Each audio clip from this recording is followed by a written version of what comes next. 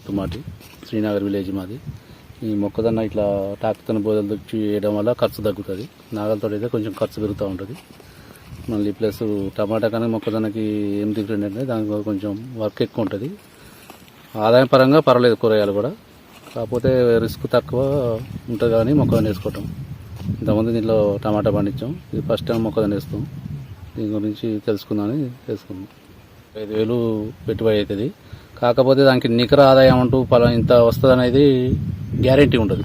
అది market position బట్టి ఆధారపడి ఉంటుంది. మొక్కజొన్న అట్లా కాదు, తినడానికి ఒక మినిమం 2,000, 2,200 మనకు వస్తుంది. దీనికి నికర ఆదాయం అంటూ ఉంటుంది. అందుకొరకు దీనికి వెళ్ళిపోదామని దీనికి వెళ్ళిపోయాను. అది మార్కెట్ పొజిషన్ బట్టి ఉంటుంది. టమాటా అది బాక్స్ 150 రూపాయలు అమ్మొచ్చు, 500 అమ్మొచ్చు. అది ఎకరానికి 1,00,000 రావచ్చు, 4 లక్షలు రావచ్చు. టమాటాకి అయితే అది మనం చెప్పలేము మార్కెట్ పొజిషన్. ఈ మొక్కజొన్న అట్లా కాదు, ఎకరానికి తక్కువ ఎట్లయినా ఒక 35-40 క్వింటాల్ అయినా కూడా 90,000 దాకా వస్తాయి. ఎకరానికి ఒక 40,000 పెట్టుబడి పోయినా కూడా ఒక 50,000 దాకా మిగిలే అవకాశాలు ఉంటాయి మొక్కజొన్నలు అయితే. టమాటా అనేది అట్లా కాదు, అది వస్తే పెట్టుబడి అయితే నష్టం లేదు. కాకపోతే 1,00,000 రావచ్చు, రాకపోతే అక్కడికైతే పెట్టుబడి నష్టపడతాడు. కాకపోతే పని ఎక్కువ ఉంటుంది దాంట్లో.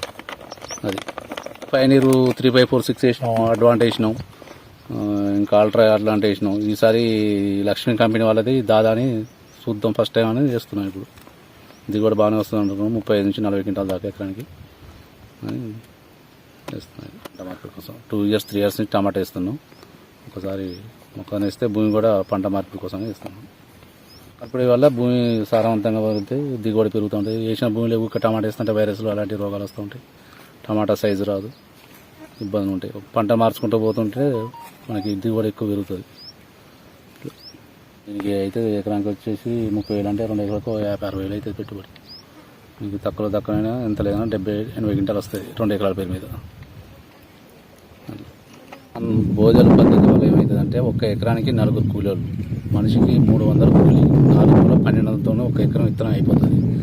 అదే ఎడ్ల నాగలతో అయితే ఒక ఎకరానికి వచ్చేసి ఒక్క నాగలు వేసినా కూడా 2,000 నాగలికి ప్లస్ 2 కూలీలు, అట్లా 2,500, 3,000 ఖర్చు వస్తుంది ఒక ఎకరానికి. ఇట్లయితే 1,000-1,200తో అయిపోతుంది. చాలా ఖర్చు తగ్గిద్ది భోజల వల్ల. ఇది జంట సార్లు, మళ్ళీ అదైతేనే ఒకటే సార్లు. ఇది విశాలంగా గాలి తగ్గి దిగుబడి పెరిగే అవకాశాలు ఉన్నాయి. అది డ్రమ్ సీడ్ పక్క.